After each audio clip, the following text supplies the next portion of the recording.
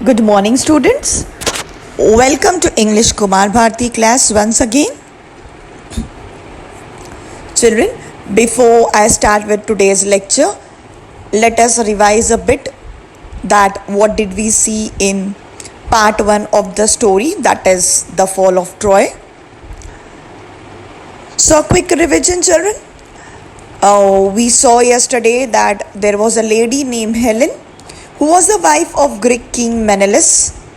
She eloped with Paris, that is the prince of Troy, and so the Greek army sailed to the city of Troy in order to take revenge done with their king. Also, we saw that this war went on for 10 long years, and how many people, or I can say soldiers from both the sides, that is from the Greek side as well as from the Troy side, they lost their life in this battle while fighting bravely. So this was the point where we stopped at part 1. So here I am back with the other part of the story, that is part 2 of the chapter The Fall of Troy. So here in this part we will actually see that what happened with Troy. How does the city of Troy came to an end? Did the Greek army use their muscle power to end Troy, or did they use their brain? So we will also see what was the final outcome after all. Means we have come to know through the title that yes, the Troy has been defeated, has been destroyed, has been ended. But how? So all these questions we are gonna see in this part, that is part 2. Okay, so we'll come to the course book page number 44. Here I go with the first para. I'll read out the paragraph for you. At last Troy was taken not by force but by a trick. It was the cunning Odysseus who thought of a plan to obtain the victory. So children, as I told you that the war went on for 10 long years and it continued, and it was very hard war, means no one was less from one another. Yes, both the armies were as brave and as strong, and though they were fighting daily since last 10 years, the war was not coming to the end. Why? Because the Greek army couldn't attack the Trojans completely. Now why not they can attack the Trojans completely? Because we have already seen in the part 1, Trojans, the people of Troy, were well protected and they were well safeguarded because of the thick strong walls that was surrounded all around the city. And because of this reason, this was the only reason that the Greek army couldn't enter inside the city. They were protected, the Trojans were protected through the walls. Okay, and then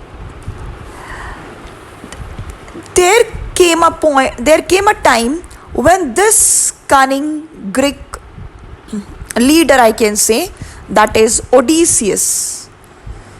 So children, we are in the second part. This part name is Odyssey, and this name Odyssey is given because of this cunning leader named Odysseus. I hope you have understood now. So this cunning Odysseus came to a conclusion and he realized that like this, if we go on fighting, the fighting won't come to an end ever. We have seen that since last 10 years there is no outcome. Yes, and so we need to go beyond. We need to do something beyond the scene, we need to do something extraordinary. And by muscle power we can't do anything the way we did since last 10 years. We didn't get any outcome. So we need to think with brain. As no solution was coming out. Yes, I told you the Greeks were wanting to go back to their country, they wanted to see their home. Yes, even Trojans were fed up living inside the city. They cannot roam outside freely the way they used to roam before 10 years ago.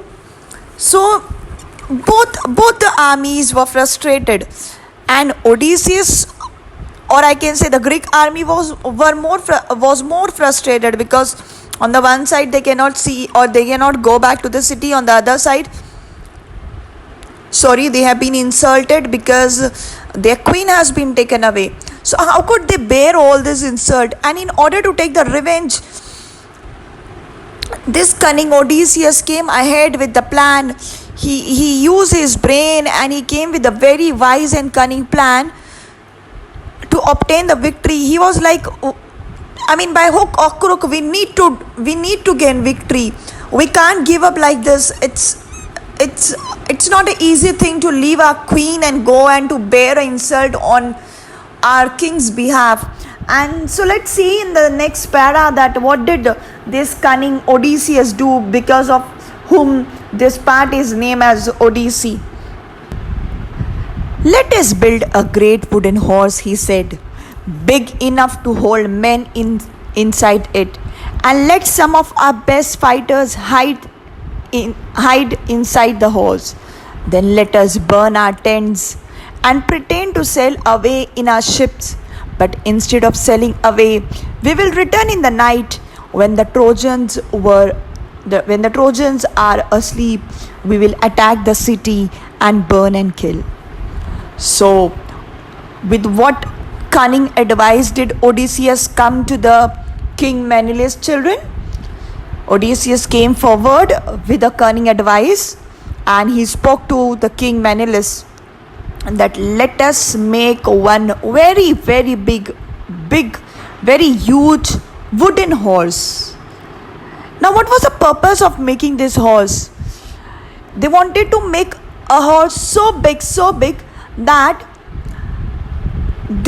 he planned that inside the belly, that is inside the stomach of the horse, we will let our, that is Greek R means Greeks, best fighters, we will let hide few best Greek fighters inside the horse. They will be hidden inside the horse belly.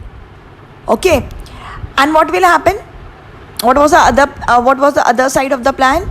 They will leave those best Greek fighters inside the horse. Thus, in short, they will leave those fighters and horse on the Troy land, and the rest all Greek army will try to pretend, they will not do it actually, they'll just try to show off. They will like to pretend, and they themselves will burn their tents in which the Greek army was living since 10 years on that port. They will burn their tents, and they will pretend, they will show off like as if they have gone away back to the Greece, because they are fed up, they gave up. Okay, and they will sail away, they will go back. And at that time, when the Trojans will see that the Greek army has gone back, they will come out, they will investigate, and they will find this wooden horse. But they won't come to know that the Greek best soldiers are hiding inside the horse belly, and they will fall for the plan. And this was the Odysseus plan. They will fall for it. Means they will come under the plan. They will become the victim of this plan, and they will take this horse inside their city. Okay. Once this horse goes inside the city, then the Greek army, the ones which pretended to go away, actually they will not go away. They will stop somewhere in the mid of the sea. And at night time, when the Trojans will fall asleep, those soldiers, or I can say the army which pretended to sail away, will come back and attack the city of Troy and burn and kill the Trojans. So this was actually the very cunning plan brought up by the very cunning and wise Greek soldier named Odysseus. How this plan came into an how this plan came was executed, we'll see in the next para. So here I go. The Greek leaders decided to follow the advice of the wise Odysseus. So a great horse of wood was made by a skillful, here skillful means expert engineer, and the greatest hero, that is the brave heroes, Menelaus, Odysseus himself and others entered it. The last man to go in being the architect, that is the engineer himself, who knew the secret of opening and shutting the entrance of the horse belly. That evening the Greeks burned their tent and sailed away in their ships, but they did not go very far. Only one man was left behind to persuade the Trojans to drag the horse into their city. Soon everyone agreed to the wise Odysseus' plan.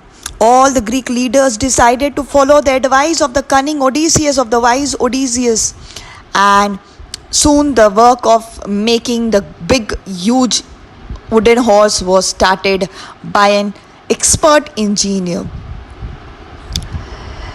And finally, the greatest heroes, that is the king Menelaus, Odysseus himself, and other brave soldiers of the Greek army entered in the horse belly.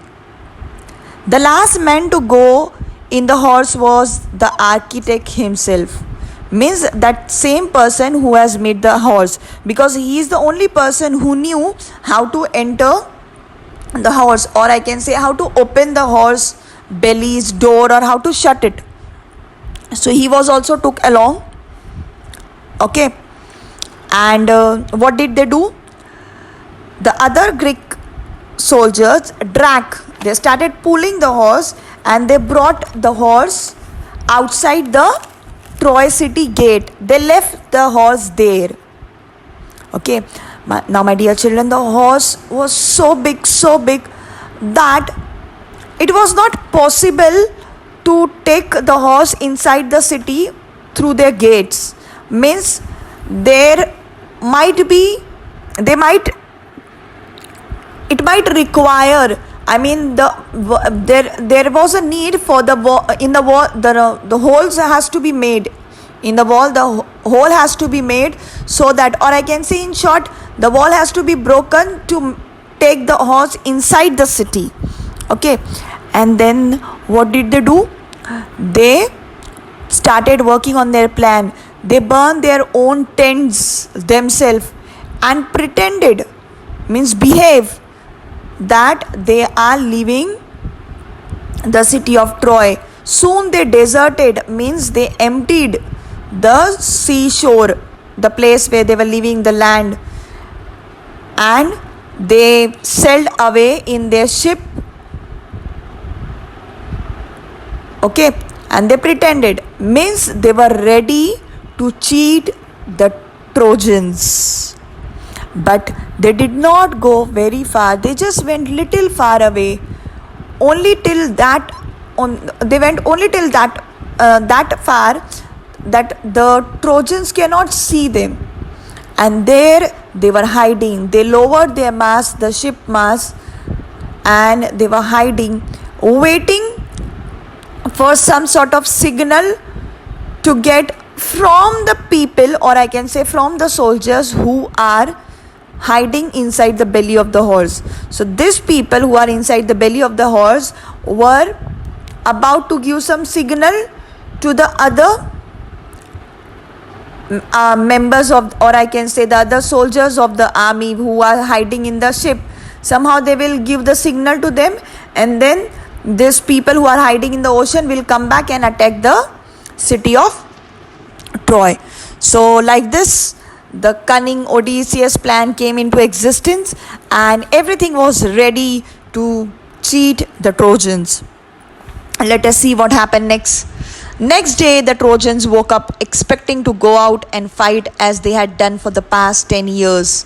What delight and surprise they felt at the sight they saw on the seashore outside the walls. It seemed that the long siege was over at last. The tents had been burned, the shore was deserted, the Greek ships had all gone.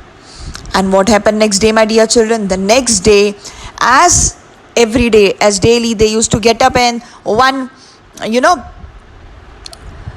batch of army used to come out to fight. So when today's army was ready, when today's batch of army was ready to go back, what did they see? They as they were expecting to go out as every day to fight, in order to fight, as they were doing this since last 10 years, today what did they see? They were amazed, they were surprised, they can't believe their eyes. Oh my gosh, what are we seeing? They felt so amazed by looking at the sight that they saw that the seashore is empty, the seashore is deserted, there is not a single Greek army, I can say soldier existing on the seashore. They have left. Everything is over, the war is over, the siege is over, the tents have been burned, and they were so excited and they were dancing and jumping in their happiness. Oh, as if the Greeks have given up, they have accepted the defeat and they have gone away. The Greek ships had gone away. The people of Troy, the Trojans, felt so the moment they saw that there is nothing left on the seashore except something. And we know, children, what is that something? Let us see the next para. It's peace at last. They cried and opened wide their gates and came out in large numbers on the plain, glad to be, that is, happy to be free again to go where they please, that is, where they wanted. Then they saw on the sands the huge wooden horse. They gathered round it in astonishment, that is, surprise, for it was indeed, that is, really a wonderful piece of work. So let us see what this para conveys. So when few of them saw that the desert was empty, the seashore was deserted, if this news spread like a rapid fire, okay, and everyone came out of their gate. Each and every Trojan came out and they were crying and yelling and shouting and jumping like anything. The Trojans came in large number. They were so happy to see back their seashore once again after a long period of 10 years, and they were happy that once again they can roam as they wanted. And as they were roaming and dancing on the seashore, suddenly their eyes caught something. And what was that? They saw a huge wooden horse. And they were surprised, and they surrounded the horse. They surrounded the horse because they were very fascinated, they were attracted seeing such a masterpiece, such a great work. And they started thinking. Let us see the next para.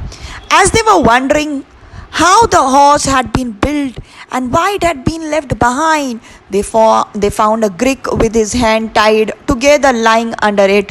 When the Trojans drag him out, the man pretended to be very frightened of them. When he was commanded to tell them why the Greeks had gone and why they had left this horse behind, he pretended to tremble very much and refused to speak. But at last they threatened to kill him. He spoke and told them this false tale, that is story. And as they were wondering, they were thinking that, first of all, such a great work. And if the Greek has made this wall, then why have they left this? First of all, they were thinking why the Greek has made such a huge horse, and when they have made such a huge and such a beautiful masterpiece, then why they have left it on our seashore?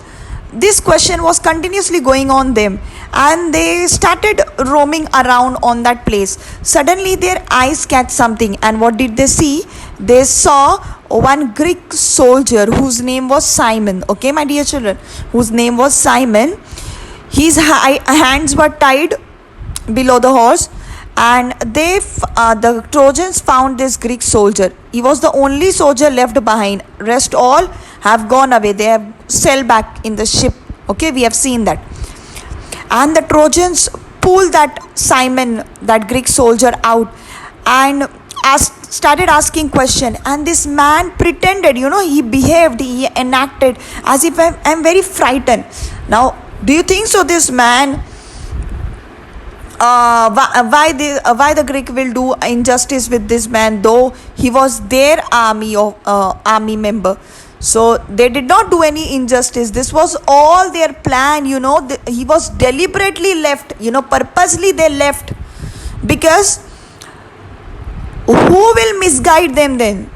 If they will leave someone back, then that particular person will misguide the Trojans and will convince the Trojans to take this horse inside, or I can say will convince the Trojans to break the walls of the Troy city. So purposely or deliberately this man was left behind. And then the Trojans started ordering them, then tell us the reason why everyone has gone, and when everyone has gone, then why you are left here.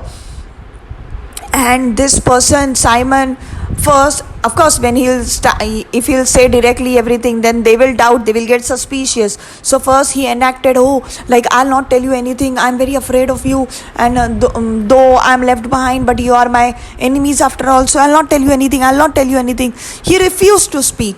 But at last the Trojans threaten him that if you don't speak, then we'll kill you, and if you speak, maybe we will spare you, so better you speak. And then he started narrating the false story. Let us see what was the false story in the next para. The Greeks are tired of the long war and have sailed away in their ships, he said, but they are afraid of the long voyage home too. And so they have made this horse and left it as an offering to the god of the sea. They wanted also to kill me and offer me as a sacrifice to the sea god, but I escaped and hid from them. So what this Simon narrated, he narrated a false story telling that the Greeks were tired up with this 10-year long war. They wanted to give up, and they gave up, and they have sailed back to their home city. Okay, they have gone back to their country. Yes, and so they have burned their tent. Then the Trojan asked, that is okay, they have given up, they wanted to go back, but then why they left this horse, why they made this horse, such a huge horse, and if they have made it, why they have left it, and why they left you too? So what did he say? That see, these people were going back, were sailing back after a long period of 10 years. In this 10 years, anything can happen, anything might have taken place in the sea, and they were afraid of doing such a long journey via sea, and so they wanted to do an offering, they wanted to offer something to the god, that is to the sea god. Okay, and so they thought that we will make one unique horse and we will offer it to the sea god. The sea god will become happy with us. But then they thought that if we make a small horse, then you, the Trojans, will take the horse inside your walls. So what they decided? They decided that we will make such a huge horse which will be more bigger than your Troy city walls, and in this way you cannot take that horse inside, and we will offer that horse to the sea goddess. And why they left me behind? They also wanted me to offer as a sacrifice, but somehow I escaped and I was hiding here. Okay, and then here you people caught me. Okay, so let us see the next para. But why did the Greek make such a huge horse? Some of the Trojan asked, and the cunning Greek made this reply: if they had made a smaller offering, you might have taken it into your city. Then the luck would have gone to the Trojans and not to the Greek. That is why they made it too big to go inside your gate. The Trojans were delighted to hear this. The Greeks have gone, they said, and the walls are no longer necessary. Let us make a hole in the wall and drag the horse in. Yes! And finally, Children, what did the Trojans ask? The Trojan asked that if they wanted to make an offering of the horse, why did they make it so huge? And as I told you, that this cunning soldier, that is Simon, replied that if they would have made small horse, then you would have taken inside your wall. So they purposely made a huge horse so that the horse could not enter your gate, and the offering will go to the sea god on behalf of the Greeks. Okay, and the Greek god will the sea god will become happy with the Greek, and if they will make the smaller one, then you will take it inside and you may offer it to the sea god, and sea god will become happy with you. So they don't wanted all this, and so they made such a huge horse. Okay, on hearing this, the Trojans were delighted. They became so happy in that excitement that they were like, oh, so many things, so many good things have happened at one stroke. The without doing anything, the Trojans have given up. The Greeks have given up. They themselves have burned their tents. They have sailed back to their country. Moreover, they have left such a huge masterpiece for us, and that also they have made such a huge horse which will be offering to the sea goddess. The sea goddess will become happy with us, and now we will offer this. But before that, we will take this horse inside our city and we'll show back to all the people, or to our king and queen. And so they decided, now as the Greeks have gone, so there is no need of these walls. The walls are no more longer needed. And one of them said that let's make a hole in the wall, and let's break the wall, and let's drag, or I can say pull, this horse inside the city of Troy. And that's what the Greeks wanted, my dear children, and they were successful in executing the plan which was given up by the cunning, wise Odysseus. Oh yes, like we have done it. Yes, we have done it. Yes, their wise priest, moving to the next para, their wise priest warned them not to do so. It may be a trick that will ruin us, he said. You will bring disaster on the city if you break down the walls. But they were so excited that they paid no attention to his words. They broke down part of their strong wall in order to drag the horse in. So children, I was telling you that the Greek wanted to give an offering to the sea goddess, and they also wanted to impress goddess Athena. Now, who is goddess Athena in Greek mythology? This goddess Athena is the goddess of wisdom, intellectual. Okay, so they wanted to impress, and this was the false story narrated by the Greek soldier, that is Simon, to the Trojans. And the Trojans were very happy that they have left such a big masterpiece and such a great offering for us. And they decided to break the walls. And when they decided, there was one wise Troy priest named Laocoon. Okay, he was a very wise, sharp priest. He warned them, that is the Trojans, that do not break the walls, because if you do so, you will bring a big disaster to the city of Troy. But they were so excited and they were so fascinated by seeing such a great masterpiece, that is the horse, and they wanted that horse for themselves. Okay, that they did not pay any attention to this wise priest's words, and then they broke down the wall, or I can say the part of the strong wall, in order to pull, or I can say drag the horse inside the city of Troy. Somehow you can see in this image that somehow they have managed to bring such a big horse inside the city. And you can also see in this image how the how the gates have been opened and all the Trojans have come out. Yes, and they are dancing and they are feasting. Coming to the next para, I'll read first. All that day the Trojans feasted and drank and celebrated. After all their celebration, they went to sleep and slept soundly. But that day of rejoicing was soon followed by a night of terror and death.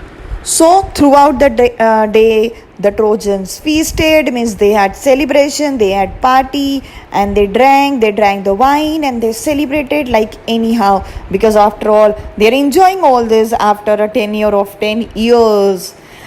And as we all know that when we do a party, after enjoying, after rejoicing, after the celebration, even we too get tired and we sleep. In the same way, after their celebration, they went to sleep and they slept soundly, but they did not know what will happen next.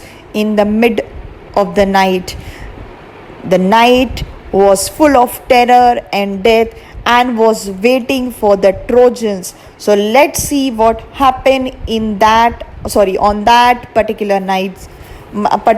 So let us see the next para.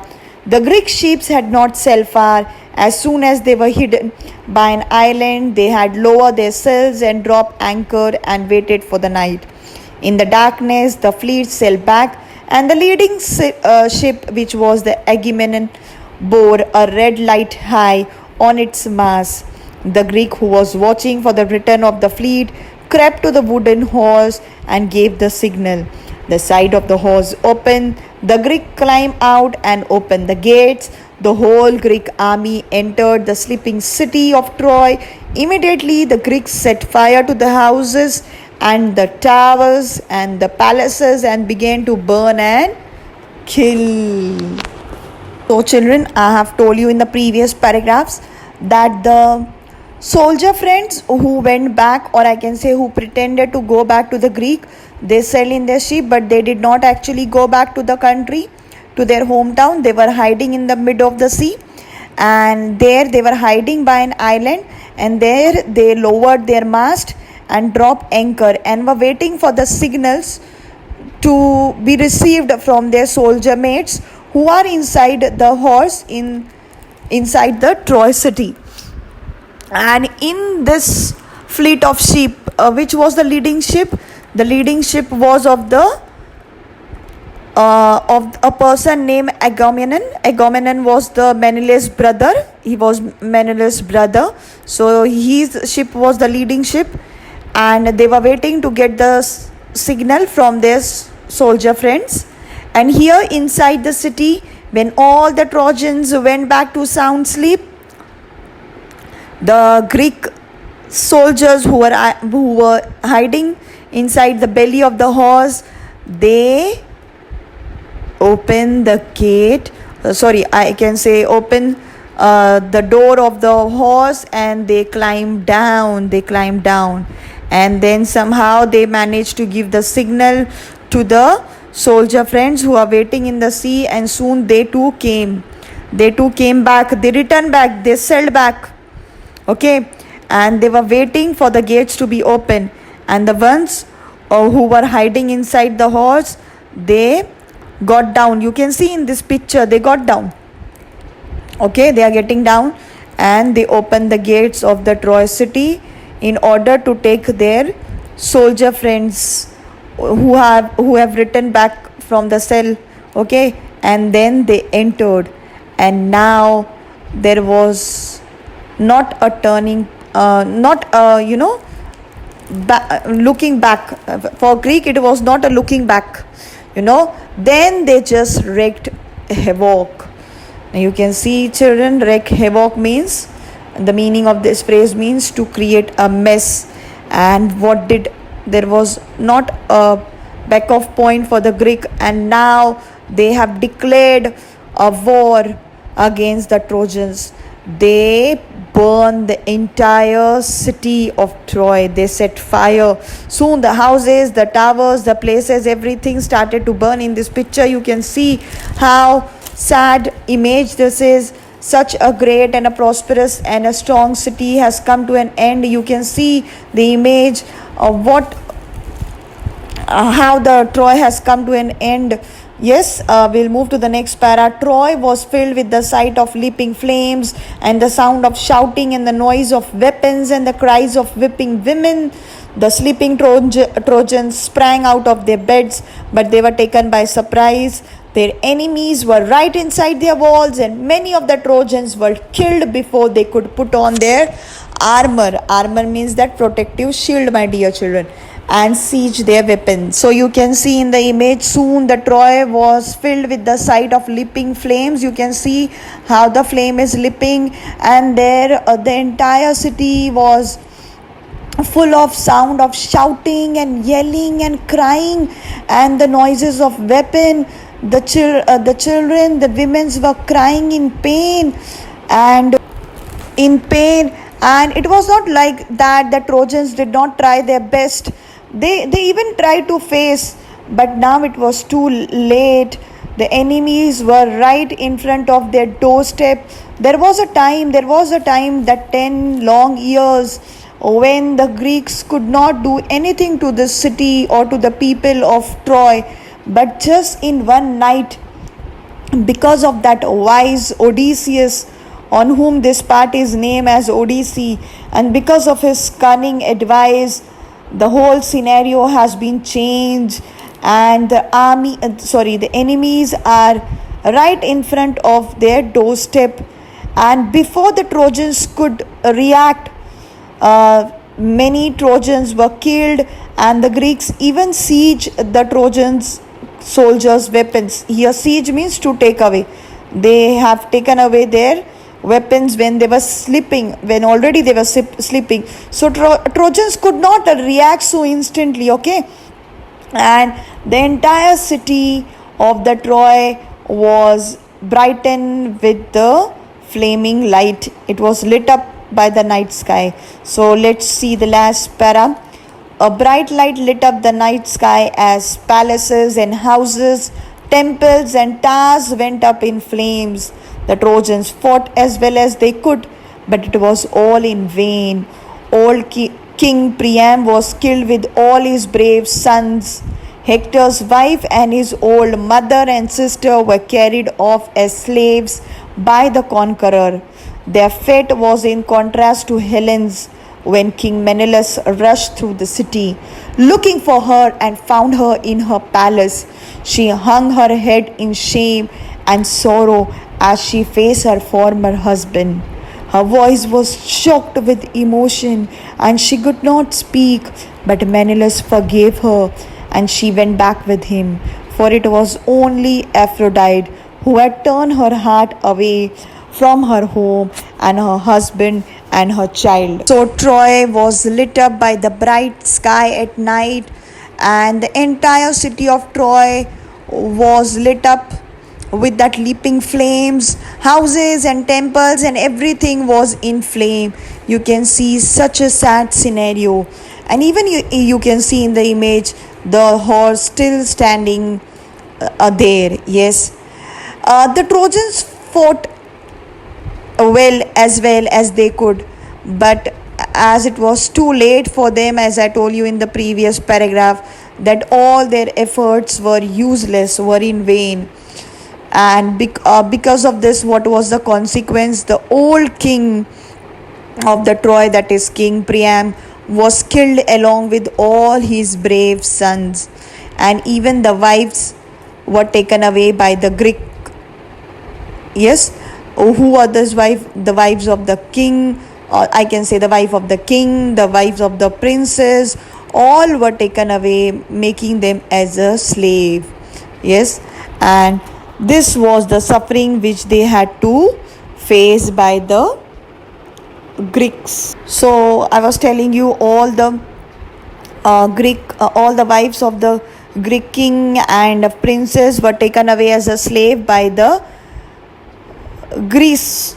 Okay, but their destiny was opposite as compared to the Helen had a very good destiny. Now let's see why this line is being told. As we have seen that the only reason to for this battle was this lady Helen, that is the most beautiful lady. Because of her, the battle came into existence. And what did King Menelaus do when his army attacked the Trojans? King Menelaus rushed through the city and he started looking and searching for his wife, and soon He found Helen in the palace.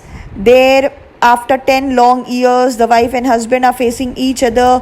Helen is putting her head down in shame, and her voice is choked up. She couldn't speak. She's full of emotion and crying. And Menelaus said that, no doubt you left me, and because of you all this have happened. We have to suffer. I mean, we have to wait here till 10 years, and that Troy has come to an end because of you. But still, I forgive you. I forgive you. I forgive you. And Helen went back with him. And so this line is being said that Helen's fate was opposite to the fate of the Greek women's. Means she was lucky after doing all this, after being the main, culprit, I can say, the main person to lead this war. She was forgiven by the Menelaus, and she went back. Because of him, the Troy was turned into ashes, whereas she went back to the Greece. Why? Because Menelaus is saying that I have come to know that it was not your mistake, it was the mistake of Aphrodite. Now, who is Aphrodite? I'll tell you later. I'll tell you shortly. And because of that Aphrodite, Helen have turned her heart away from her home, her husband, that is Menelaus, and her child, because of Aphrodite. And coming to the last para, which is of 2 lines. When morning came, nothing was left of the proud rich city that has resisted attack for 10 years. And when it was dawn time, the entire city of Troy was turned into ashes. Once the city, which was so proud and prosperous and rich and strong, have come to an end because of this lady. So I was telling you, my dear children, who is Aphrodite. There is a story behind this. Let us see. Children, according to Greek mythology, the Trojan War initially begins with the beauty contest. Once it happened so that all the Greek gods and goddesses were attending a wedding except for goddess Iris, who hadn't been invited, but she still showed up. And when she was turned away, when she didn't get the invitation, she got angry. And what did she do? She tried to create the mess. She threw into the crowd of goddess a golden apple that was addressed to the fairest. That means to the most beautiful goddess. At that time, goddess Hera, goddess Aphrodite, and goddess Athena all wanted this golden apple. We have already seen who was goddess Athena. Goddess Athena was the goddess of knowledge, intellectual. We are seeing goddess Aphrodite, who was the main responsible for, taking away Helen's heart from her home, from her husband, and from her children. Where goddess Aphrodite was the goddess of love. And who was goddess Hera? Goddess Hera was the goddess of wealth and power.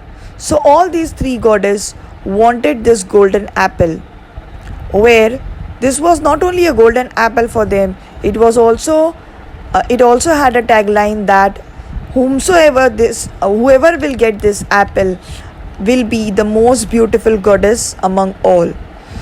So what did they do? They started fighting, and in order to sort out the mess, they went to god Zeus to give the decision.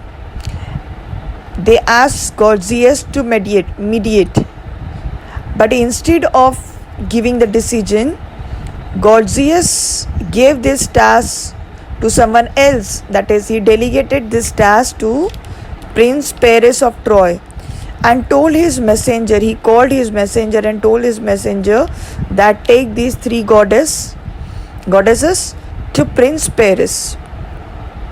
Now all these 3 goddesses reached to Prince Paris. You can see in the image. When Prince Paris was about to decide to whom to give that golden apple, these three goddesses tried to bribe Prince Paris. Let's see how they tried to bribe him. Goddess Hera promised Paris endless wealth and power, as she was the goddess of wealth and power. Goddess Athena promised Paris to give endless knowledge, and Goddess Aphrodite promised to give him the most beautiful woman in the world, that is Helen. Of course, Goddess Aphrodite bribed tempted Paris, and he chose Goddess Aphrodite as the receiver of the golden apple. And after this, we all know the story, and this is the reason why Goddess Aphrodite is considered to take away the Helen. And so Menelaus says that I have forgiven you to his queen Helen, because I have come to know that it was not you who deliberately took away the heart from me and my children and my home. This all was done by Goddess Aphrodite.